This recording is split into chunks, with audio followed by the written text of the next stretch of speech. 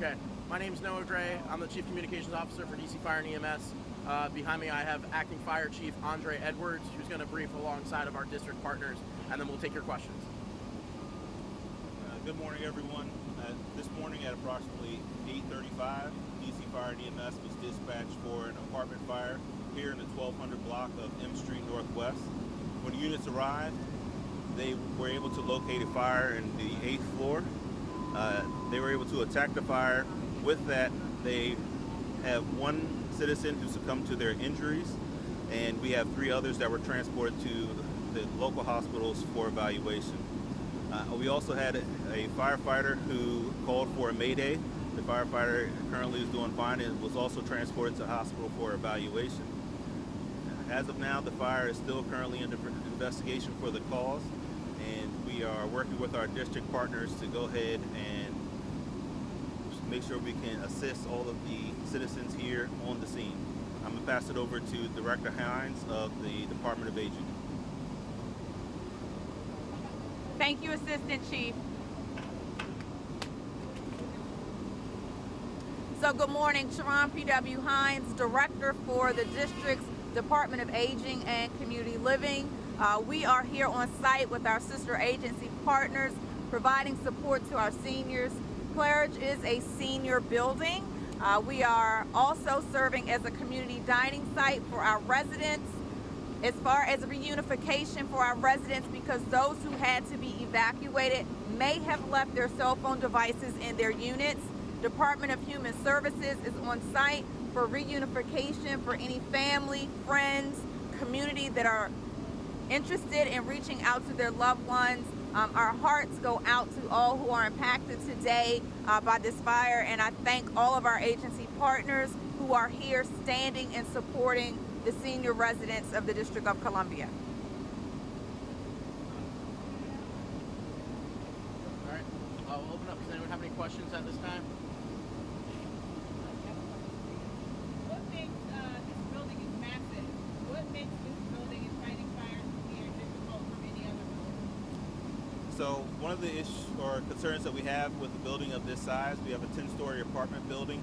It's also a senior living facility, and so with the number of elderly people that reside here, it could cause some concerns for us. So one of the main concerns outside of fighting the fire was also to go ahead and make sure that we can evacuate all the people that needed to be evacuated, and also go through the apartment building to make sure that everyone that was sheltered in places is tended to and being watched to make sure that any needs that they have are being met. How many units were affected by this fire? Right now we're going through the building to go ahead and do that evaluation. We don't have an exact number, and so we're working to get that information for everyone at this time. We've heard about previous issues at this apartment complex specifically. Have you guys responded to previous fires here? Are you aware that there's been incidents before this? Right now I can't speak on any previous issues that I'm aware of in this specific apartment building. Again, when we receive a 911 call for a fire, we go ahead and we make sure that we do everything that we can within our ability to address any issues as we find them and we arrive. I had trouble hearing you beginning, but from what I understand, the fire broke out the 8th floor. There was one person rescued from that fire. The firefighter also was in distress, correct? So how many people are displaced? From what I understand, the senior citizens can interact directly by road. So yes, this is a senior living building. We did have one person that succumbed to their injuries on the 8th floor from the fire, 3 that were transported. And we did have one member who called for a mayday who was also transported for evaluation. As far as the number of residents, we know so far that there's approximately 233 occupied units within the building. And we're again going through each residence right now to make sure that everybody is accounted for and to check on their well-being. Are there smoke detectors working in the building? Like I said, everything is still in process right now, so we don't have that information to say that every smoke detector and we don't have that information right now. Like I said, we're still going through the building to go ahead to check everything and investigate the cause of the fire.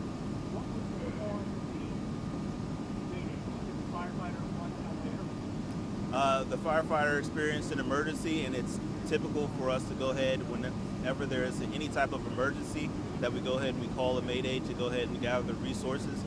That firefighter did the right thing, called for the Mayday, and was removed from the IDLH, the dangerous atmosphere that he was in, and was fine walking around. And like I said, he was transported to a local hospital for evaluation. Are there some residents have to be confined to housing? Maybe you can address that. Can you repeat your question? How many residents have to find housing here or even So the displaced residents will receive temporary housing through the Office of the Tenant Advocate, which is standard practice that we have in district government when we have displaced residents, particularly in our apartment units. I have a question for you also, This is very scary for someone that may have challenges moving or mobility issues. When you see that, like, how is that able to get people out, or what do they do if they have issues with mobility? So I can speak to that from personal experience. I have a Gulf War disabled veteran father who has mobility issues that walks with a cane. And so when he moved into his temporary housing, a senior building, we had to complete a form for additional assistance so that the fire department is aware as well. Because of the level of the fire alarm that was initiated today, there were additional parameters put in place as far as assisting those residents to get out of the building safely. As you can imagine, it takes a tremendous amount of effort to navigate and utilize all of our assets to make sure that our seniors were evacuated from the building as quickly as possible. DC News now, you have a question? Do you know how many of our What's it? We have a question over here. apologies that you've already answered this question? I'm having a hard time hearing that. Can you speak to the victims or any of them or No, I'm not able to speak to the specific gender of all the people affected.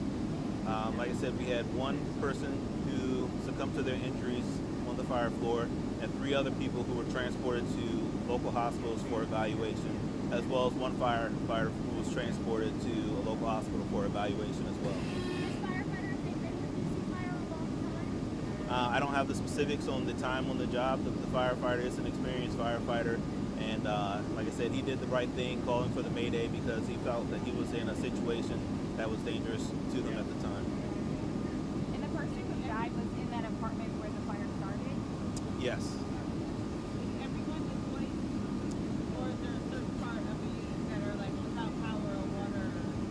Like I said, they're still doing that evaluation.